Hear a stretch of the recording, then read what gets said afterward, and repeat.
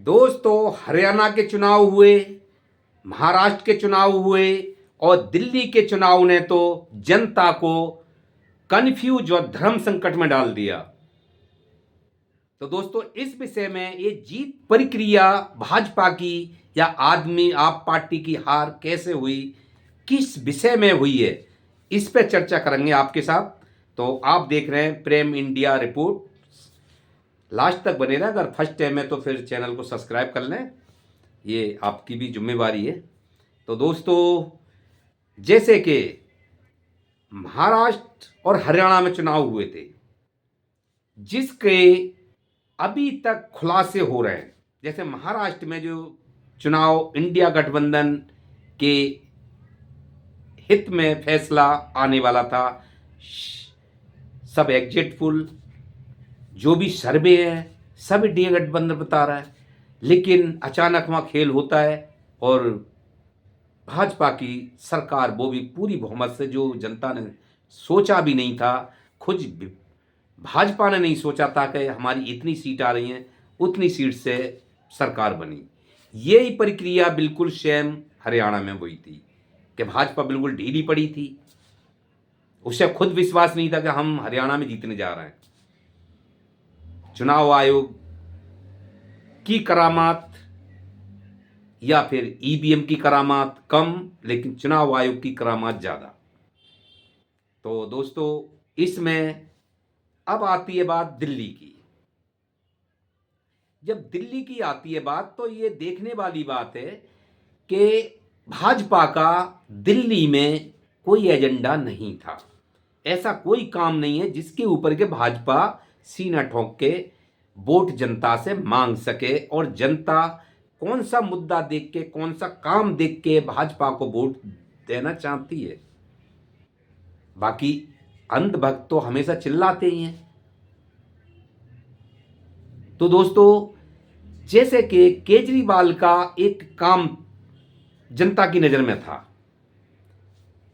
जो कि उसके बल पे केजरीवाल ने ये सीना ठोक के कहा था कि अगर मैंने जनता को काम करा है दिल्ली में तो मुझे वोट दीजिए। और केजरीवाल के काम जनता की नज़र में है। जहाँ तक कि भाजपा के जुड़े हुए लोग, भाजपा से जो जुड़े हुए हैं, वही लोग कहते थे कि हाँ, केजरीवाल ने काम करे हैं, तो भाई उसको जो है फायदा भी, उसको उसका रिवॉर्ड तो मिलना चाहिए। तो जनता के लिए सबसे बड़ी राहत कौन सी थी? अब देखने वाली बात ये होगी, क्या ये बीजेपी आ गई है तो ये चीज़ें चालू रहती हैं या बंद होती हैं। सबसे बड़ी राहत मोहल्ला किलिंग थी, जो कि घर से निकलते ही दाएं बाएं उसको ज़्यादा दूर लेन लगाने हॉस्पिटल में छोटी मोटी चीज़ के लिए नहीं जाना पड़ता। अगर वो 10 बार भी महीने में कुछ जा रहा है, उसका परिवार में 10 बंदे भी जा रहे हैं, तो उसके काफ़ी उसमें फीस, डॉक्टर की, दवाई के काफ़ी खर्चे बच जाते हैं। दूसरा नंबर था महिलाओं के लिए जो बस फ्री थी, कि महिलाओं के पास पैसा है या नहीं है, चाहे वो कोठियों में काम कर रही है, चाहे लेबर टाइम में किसी फैक्ट्री में जा रही है, तो वो बेबजाय बेअंदाज होके बस में चढ़ जाती थी, पैसा है या नहीं है, और वेट करती रहती थी स्टैंड पे बैठ के कि बस आएगी तो फ्री में ही जाएंगे। दूसरा, बिजली का भी लोगों को राहत, 200 यूनिट तक की, जिसका खर्चे कम है तो उनको तो जीरो आ ही रहे थे। बुजुर्गों के बारे में कभी किसी सरकार ने नहीं छोड़ा कि सोचा कि कोई इनको तीर्थ यात्रा करानी है, लेकिन केजरीवाल ने तीर्थ यात्रा कराई थी। दूसरा, बात करें स्कूल की, तो स्कूल की जो कंडीशन है वो देखने लायक है। और हॉस्पिटल में भी जहाँ पंखे भी नहीं चलते थे, आज एसी हैं, स्कूल भी एसी हैं। तो ये काम, लेकिन केजरीवाल ने एक दिल सच तो बोला कम से कम।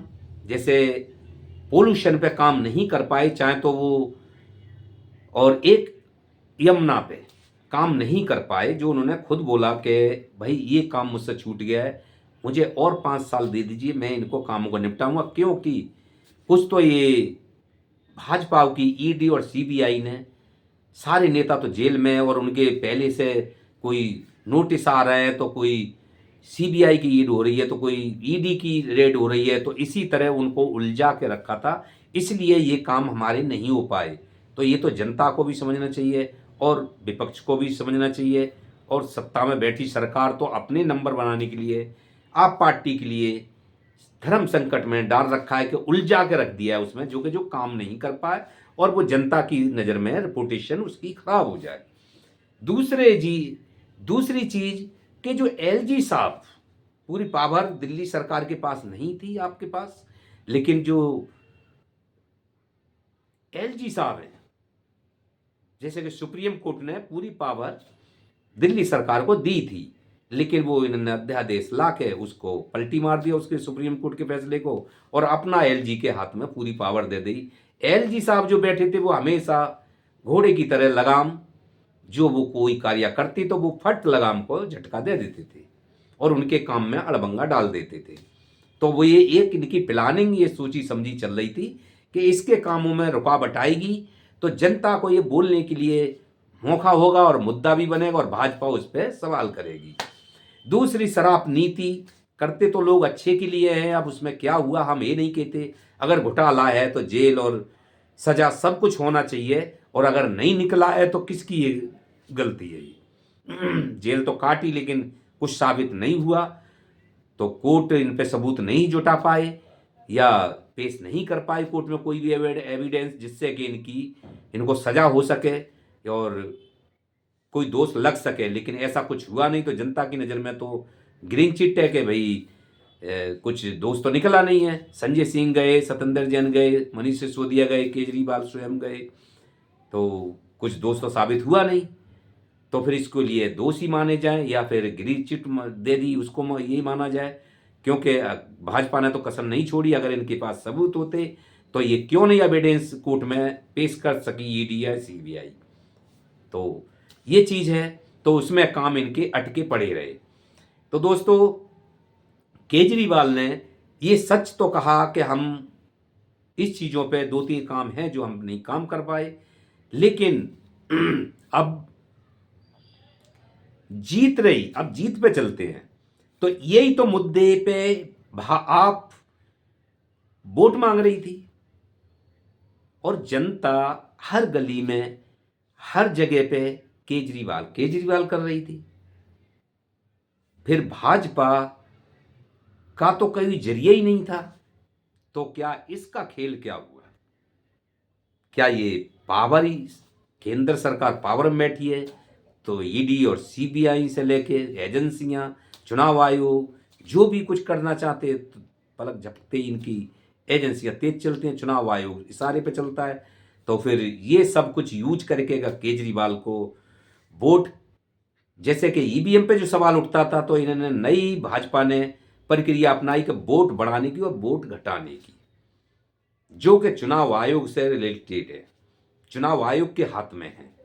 तो ये चीज़ केजरीवाल ने, संजय सिंह ने, आप पार्टी ने बहुत बड़ा खुलासा भी करा था कि सादरा से 11,000 वोट कटवाने का जो खुलासा किया था कि भाजपा के लेटर हेड पे लिखा हुआ है, वोट कटवाने का और वोट बढ़वाने का काम चल रहा है। यानी वोट किसके कट रहे हैं? विपक्ष को जो वोटर्स हैं उनके नाम कट रहे हैं, और विपक्ष जो सत्ता के वोटर हैं उनके नाम, जो केंद्र सरकार के वोटर्स हैं उनके नाम बढ़ रहे हैं। अब इसमें पहले जो चुनाव हुआ था तो कोई भाजपा के और आप पार्टी के बीच में 500 कुछ वोट से ही तो अंतर था। अब वहाँ पे 1100 वोट कट जाएंगे तो कितना अंतर? ये तो इसी तरह अगर हर जगह पे हर उसमें हो रहा है तो फिर कितना फर्क पड़ेगा? तो क्या ये एक प्रक्रिया केजरीवाल ने खुलासा करी कि ये वोट काटने का, क्या इस यही रणनीति से महाराष्ट्र में जीते, इसी रणनीति से क्या हरियाणा में जीते, वो ही दिल्ली में अपनाई? तो दोस्तों, सच तो ये है कि जनता भी कन्फ्यूज है कि भाजपा अचानक जीत कैसे जाती है वहां पे। बाकी तो वो जाने और उनका ईमान जाने, या फिर सवाल उठाने वाले जाने, या फिर ऊपर वाला जाने। नमस्कार।